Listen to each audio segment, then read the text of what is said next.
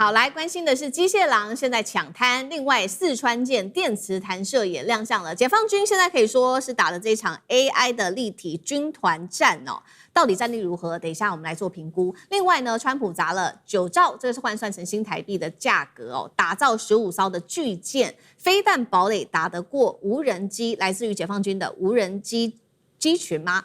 今天就這些議題，我們會做深度的剖析。好，未來的戰爭到底是屬於川普現在這一派的，也就是成千上萬不怕死、不會疲憊的這些無人軍團，這解放軍派的，還是屬於這種造價數百億美元、火力可以毀掉非常多的超級戰艦呢？今天我們來做一個解析哦。中美之間的競爭，我們先來看，因為中國大陸呢，它特別祭出了它的制勝的宣傳片，當中可以看到機械狼取代了士兵，而且呢，這些機械狼看起來戰力非常的強，還可以在上頭搭載不管是火箭炮或者是機槍等等，做第一線的衝鋒攻擊。我們先來看一段現場的最新畫面。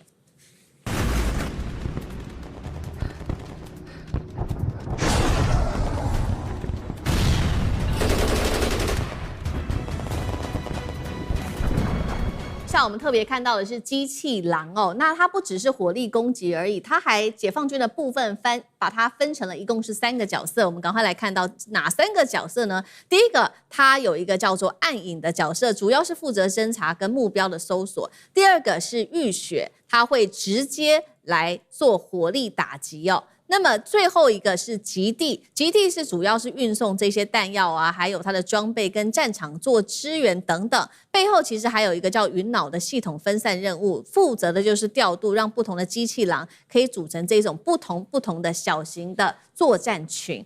首先請教酈將軍怎麼看中國大陸公布的機器狼會改變未來的戰爭嗎？我們經常講9條好漢在一班哈，其實不是這9個士兵來講，他所攜帶的武器裝備是不一樣。第一武、第二武號稱步槍武，他帶的是步槍；第3武叫做反裝甲破壞武，他為什麼叫反裝甲？因為他攜帶的是66火箭彈，所以一個班來講，你看他就必須有這個基礎的步槍班。那步槍班裡面又有分這個2個步槍兵哦，另外一個是這個班用機槍兵哦，所以是一個 team 來講的話，9個人所攜帶的武器不見得一樣。那我們現在看這些機器狼是不是就完整的一個是戰鬥的一個組合哈？那第一個，它有偵查目標的搜索能力。也有火力打擊就是火箭炮支援的能力哈，也有運送彈藥的能力。運送彈藥我們稱之為什麼？就像我們經常這個在部隊裡面都聽到嘛，彈藥兵哈，這個機槍彈因為打得很快，所以後面來講必須要持續的彈藥補充上來，不然的話，像這個一個彈夾哈，像我們這個你知道我們步槍來講，30發子彈那速度有多快？如果你開全自動的話，第一個彈殼還沒有掉地上。最後1發子彈已經打出去了，所以那你一個彈夾打完以後，一個士兵身上最多只帶5個彈夾，槍上面1個，身上帶4個，那你想想看，你這場戰鬥能夠持續多久？那彈藥又很鈍重，所以必須要有彈藥兵。所以你看到這個機器狼來講的話，它有偵察的哈，偵察我們步兵叫做尖兵了哈，有搜索的，有機槍兵哈，班用機槍這個還有火箭彈兵，所以是完整的一個作戰的 team。那第二個，我們講這雲腦，那就很重要了。你知道，我到現在為止，我還會下射擊口令。班長怎麼下射擊口令呢？華哥應該聽過吧？這個全班注意，這個第一基準點右2指符敵機槍陣地一體集火射擊。你看我這講完多有時間。可是如果說是雲腦在後面指揮的話，他一個啪指令下去，所有的機器狼全部朝那個目標開始集火射擊，很快就將目標這個摧毀掉，而且它的射擊精度更精準。我講的是，雖然說這只是一個戰鬥的層級，可是因為機器狼本來就是戰鬥的一個戰具而已，所以你必須從這個戰具方面來了解。那另外我們看到，如果說是我們剛剛看到那個鏡頭，它在2棲登陸，如果做過2棲登陸，在沙灘上面這個登陸你就知道，2棲登陸的戰力是從0開始在成長的。為什麼？你在水裡面的話，你是毫無戰力，甚至於你在沙灘上面，你知道人在沙灘上面跑，那個水只要到了腳踝你就跑不動，但你跑的速度就會很慢。不信各位，你到游泳池裡面去走路看看，你不要說跑，你光走就很慢哈。再加上那個槍怕水，然後臥倒的時候，那個槍管又會塞進沙子，槍管裡面只要進了沙子，我跟你講，這支槍射擊的時候就膛炸，是因為這樣來的。後來這個老美在沙漠裡面研究一種方法，就像保險套套到槍管上面，就是防止沙子進去。那我們現在看到這種機器狼它這個機槍或者步槍，它是在背上，它就可以就不會有這種沙子或者是說這個髒東西進入到槍管造成膛炸的問題哈。所以我覺得整個機器狼的戰鬥確實是未來戰爭之中除了無人機之外很重要的一種武器。特別我強調一點，機器狼適合什麼地方作戰呢？適合城鎮戰。那我們台灣如果說想要打城鎮戰的話，我們事實上在這方面必須要加強。那美國到現在還沒有機器狼，所以美國他們承認一件事情，他沒有城鎮戰的武器跟裝備。好，這個是有關於機器狼的戰力哦。那未來這個戰場會不會中國大陸解放軍要呈現的是海陸空一起聯合做進攻呢？我們講的陸就是這個機器狼的推進來突破防線。那如果再加上比如說天空中的現在用最多的無人機，這個是空中的，再加上海上的四川艦，主要負責指揮跟支持這些最主要的中心，會不會就成為一個 AI 共享情報的立體作戰呢？等一下請幹哥來看。我們先來看到剛剛我們看的這個宣傳片的制勝當中的另外一個亮點，就是海上的076四川艦了。這一艘超過4萬噸級的大型艦艇，被視為是中國大陸海軍走向無人機航母的重要一步。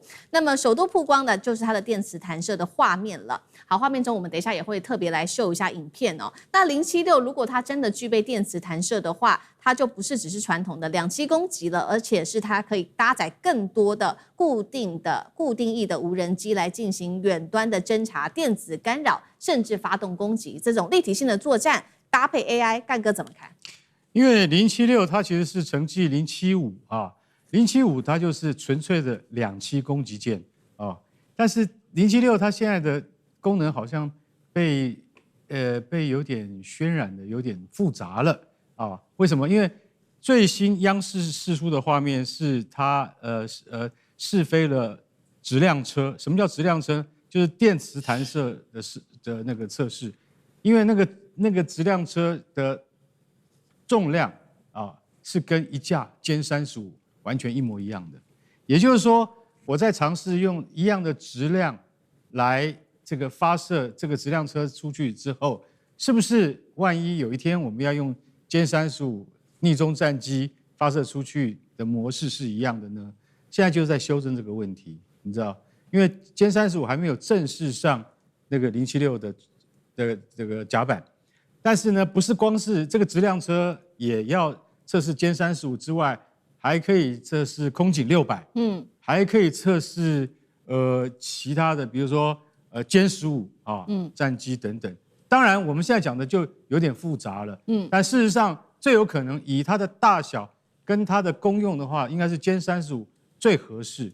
那光是這個測試，我告訴你，至少要進行5000次測試，不少於5000次才算成功。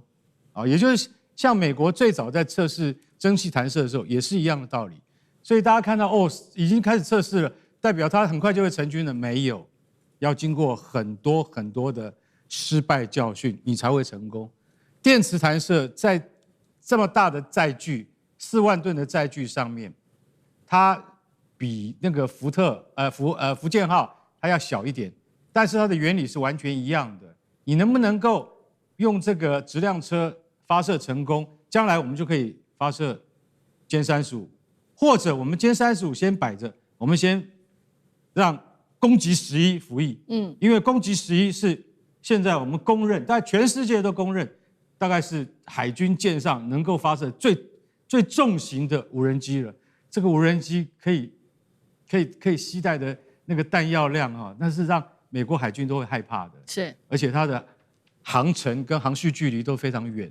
所以我們現在看到四川艦，它在密集在測試這件事情的話，對將來它的部署是有一個很大的意義。也就是說，四川艦它已經不是傳統的2棲攻擊艦了，它也許還能夠攜帶登陸艇跟登陸氣墊艇，但是它可能它的甲板上全都是無人機，就會成為無人機母艦。我覺得這個進度已經比我們想象中要快得多。成軍之日恐怕很快就會達到，也許明年或最慢後年，它就能夠成軍了。好，這邊是我們剛剛看到解放軍一系列有透過 AI 操作的這種無人化的作戰。那我們來看到美國的部分，其實他現在打的還是一個比較傳統的一個戰爭的道路。那就是川普他現在最新消息，他要打造的這個叫做超級戰艦，他說這個叫做川普級的核動力飛彈戰艦計劃。好，預計的數量現在說呢會造15艘。首艦可能命名為挑戰者號，也就是川普最喜歡的類型哦，非常巨大，火力非常強，而且非常的貴。多貴呢？第一艘造價234億美元，後續還有14艘哦，折合全部加起來大概是新台幣換算9兆元的新台幣。然後他說，這個是可以長時間部署在海上的核動力飛彈城堡，未來搭配垂直發射系統，可以有更強的雷達、電子戰設備，甚至高超音速武器都把它用進來。漢庭怎麼看？這個它會不會成為最強的戰爭武器啊？當然不會，但它會成為最貴的一項武器。這邊說有3個缺點，第一呢，價格太貴，但是還好啊，畢竟呢，雖然有點痛，但美國有錢嘛，所以咬咬牙可以撐。那第二個，造艦時間很長，這個也是很大的缺點。但是而且因為它8年後才能夠服役，8年做一艘，表示什麼？就是當這一艘艦做好的時候，那對手的反艦導彈可能已經迭代2代了。所以你造出來的東西是已經落後於當時的時代。好，但是這個呢也不算太大的問題。真正最大的問題就是第3個，它淪為大型標靶，這才是真正的死刑判決。因為雖然現在說它預計要裝的火力很強，但火力強不等於戰爭武力最強，因為現在戰爭是體系化的对抗，單艦再強也扛不住所有的飽和攻擊，所以它3.5萬噸的核動力平台，它本身就是一個最大的標靶。現在又有衛星、有高空偵察機、有超視距的雷達，它藏都沒有地方藏啊。那所以呢，透過各種的反艦導彈啊、高超音速的巡航導彈啊、龐大的無人機群啊，或者是潛艇的伏擊，那它就很容易被攻擊。那雖然它也會有一些防禦的設施，激光武器、電磁軌道炮啊等等的，但如果來的是飽和式的攻擊，比如數十枚的反艦導彈，數百架的無人機同時來襲，那它的防禦系統一定超載，所以一枚的東風21如果突防成功，它的200多億美元立刻打水漂，因為就在水上就打水漂了。而且大家不要覺得侯漢廷你懂個屁。因為這話都不是我講的，這是什麼？這是美國海軍自己講的。美國海軍2022年自己說，未來的海上艦隊應該是要更多、更小、更智能、更便宜，對吧？不是去搞一個單一更大、超大的龐然大物，然後呢擺在上面給大家來打。所以，川普自己的計劃，其實就連美國海軍自己都看不下去。美國的智庫 CSIS 坎西安的上校直接撰文說，黃金艦隊的戰列艦永遠不會起航。他認為，因為這種做法跟現在海上作戰的學說完全不符，跟實際作戰完全不符。川普任內也做不成，未來的政府大概率呢也會在下水之前取消這個項目。所以呢，這種東西呢，如果美國真的要做，我們就祝福他。好，謝謝漢庭。那我們休息一下。馬上回來，觀眾朋友們，我們要開會員頻道啦！因應呢美中、中東還有印太的亂局，你看到的是新聞，我們看到的是背後誰在操控這個世界。加入會員可以取得獨家視角的通行證，你將優先取得更深的觀點判讀，包括了核心真相分析、歷史脈絡拆解、局勢推演邏輯。同時解鎖會員勳章、優先互動權、問題解析、幕後花絮，支持我們制作高品質的影片。點擊下方的加入鍵，一起成為戰友吧！我們會員頻道見。